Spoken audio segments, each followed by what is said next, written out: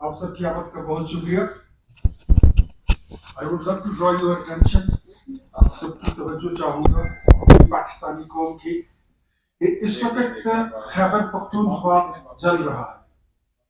گزشتہ 3 دنوں سے 21 نومبر 20 نومبر 21 نومبر اور 22 نومبر 23 نومبر تک آج تیسرا چوتھا دن ہے کہ کرم ڈسٹرکٹ کرم اور پاڑا چنار میں آگ لگی ہوئی ہے. دہشت گردی کے ایسے واقعات کو لوگوں کو مسافر گاڑیوں سے اتار کر ان پہ تاک تاک کر نشانے لے کر ان کو قتل کیا جا رہا ہے. 40-45 لوگ اس میں مارے گئے اور پھر اس کے بعد وہاں پر سیکٹیرین فسادات شروع ہو گئے. رات کو اس میں کئی درجن افراد جاں بحق ہو چکے ہیں. تقریباً اس وقت ہلاکتوں کی تعداد ان 3 دنوں میں 100 سے زائد ہو چکی ہے. ہم نے یہی سنا تھا کہ جب روم جل رہا تھا تو نیرو بانسری بجا رہا تھا اور آج ہم دیکھ رہے ہیں کہ خیبر پختونخوا جل رہا ہے اور گنڈا پور بانسری بجا رہا ہے. بانسری کس چیز کی؟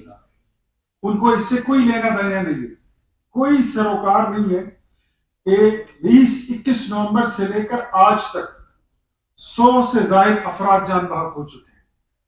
ان کو اس سے کوئی لینا دینا نہیں کہ 300 سے زیادہ دکان اور مارکیٹیں وہ اجتماعی طور پر نظر آتش کیے جا چکے ہیں.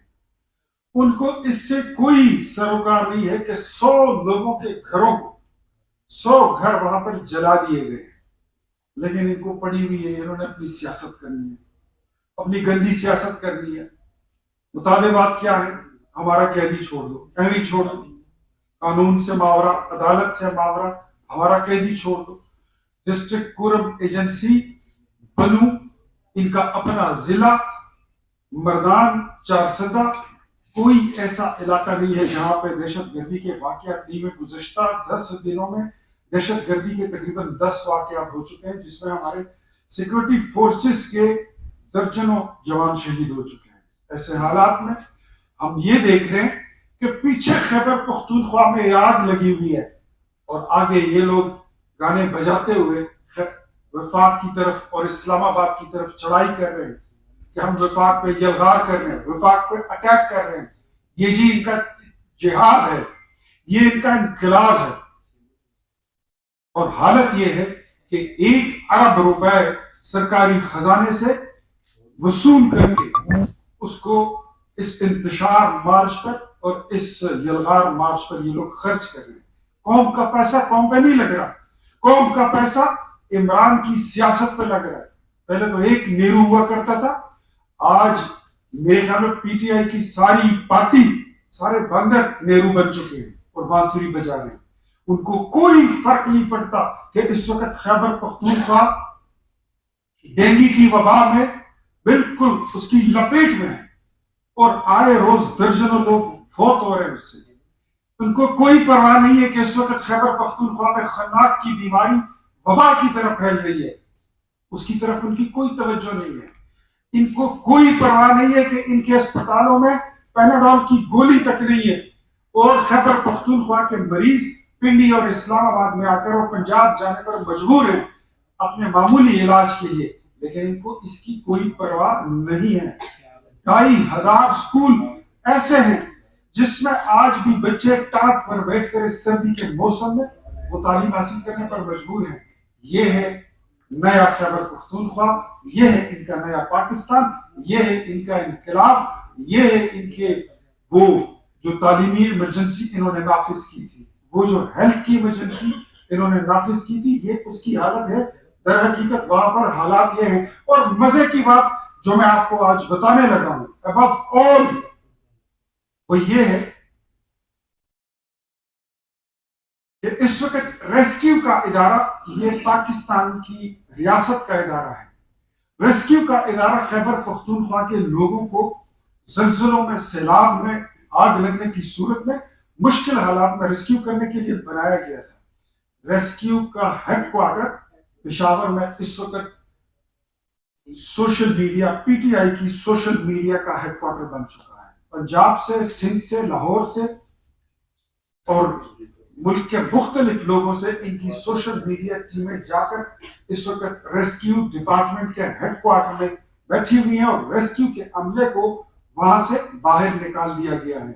मैं आपकी तमाम जितने टीवी चैनल्स हैं, मैं आप सबको ये दावत देता हूं कि आप अपने अपने मुतालिका रिपोर्टर्स को, जो आपके ब्यूरो चीफ बैठे हुए हैं पेशावर में, उनको भेजिए और रेस्क्यू डिपार्टमेंट के दफ्तर के अंदर उसके हेडक्वार्टर की कवरेज करें। वहां पर आपको सिर्फ सोशल मीडिया मिलेगी। एंड अबव दिस, इसके आगे मैं आपको बताऊं कि हर डिप्टी कमिश्नर खैबर पख्तूनख्वा, जो भी जिले का डिप्टी कमिश्नर है, उसको ये टास्क दिया गया है कि आप अपने दफ्तर में हमारी सोशल मीडिया टीम को और दूसरे जो पीटीआई की टीमें हैं उनको डेस्क बना कर दें। डिप्टी कमिश्नर के दफ्तर में इस वक्त तमाम डिप्टी कमिश्नर जितने हमारे अजला हैं 45, उन तमाम डिप्टी कमिश्नर को ये टास्क दिया गया है कि आप खैबर पख्तूनख्वा के तमाम जिलों में पीटीआई की सोशल मीडिया को डेस्क बना कर दें, उनको ट्रांसपोर्ट मुहैया करें, उनको खाना मुहैया करें, उनको अलाउंसेस दे, पैसे दे, और 24 नवंबर की कॉल के लिए उनको जो भी फैसिलिटेशन चाहिए आप उनको फराहम करें। जिस डिप्टी कमिश्नर ने ये टास्क पूरा किया उसको अगली अच्छी तैनाती मिलेगी, और जिसने मुकम्मल नहीं किया उसकी तनज़्ज़ुली होगी। और इन सब कारस्तानियों के पीछे चाची 420 है। चाची 420 पेशावर में बैठकर अल जिहाद के नारे लगा रही है, और उधर से उसने अली अमीन को भी साइड पे किया हुआ। अली अमीन को उसने आगे लगाया हुआ है और खुद पीछे से उसको उस पर भी एतबार नहीं है, असद कैसर पर भी एतबार नहीं है, बैरिस्टर गोहर को भी साइड किया हुआ है। सारी कमान उसने खुद संभाली हुई है। फिर कहते हैं कि ये तो जी घरेलू खातून है, वो तो खातून खाना है, बस सदके जाओ। ऐसी होती है ये घरेलू खातून, ऐसी होती है ये खातून खाना। वो तो एमएनएस और एमपीएस को यूं फारिग कर रही है। 10,000 बंदे पूरे नहीं किए इनकलाब के लिए तो तुम्हारी मेमोरी फारिग। एमपीएस आप 5,000 बंदे नहीं लाओगे तो आप भी फारिग। टिकट होल्डर साहब, आप अगर बंदे पूरे नहीं करोगे आप भी फारिग। और अली अमीन गेंडापुर साहब, आप भी फारिग हैं अगर 24 नवंबर की कॉल। हमें पंजाब से कोई लेना देना नहीं है, हमें बलूचिस्तान और सिंध से कोई लेना देना नहीं है, पिंडी इस्लामाबाद से कोई लेना देना नहीं है। हमने सारा मार्च पूरा तैयारी पूरी यलगार हमने खैबर पख्तूनख्वा से करनी है। और अगर ये मार्च नाकाम हुई तो आप जब वापस आएंगे तो आपकी कुर्सी पर या कोई दूसरा बैठा होगा या कोई दूसरी बैठी होगी, कोई भी हो सकती है। ये मोरूसी सियासत और ये बुशरा बीबी की कारस्तानियां। आगे से कहती है कि जी हम मदीना से वापस आए हैं तो वहां से फोन आना शुरू हो गए कि ये क्या तुम गंद उठा के ले आए हो। अब वो क्या बोलेंगे, सौगात नहीं बोलेंगे तो क्या बोलेंगे। उनके हार आपने बेच दिए, उनकी अंगूठियां आपने बेच दी, उनकी घड़ियां आपने बेच दी। उन्होंने आपको जहाज दिया अमेरिका के लिए, जहाज में बैठकर इमरान अहमद नियाजी उसमें कभी किंग सलमान की शक्लें बनाता है तो कभी उनकी नकलें करता है। वहां पे तो कैमरे लगे हुए थे, रास्ते में ही इनको जहाज से उतार दिया गया।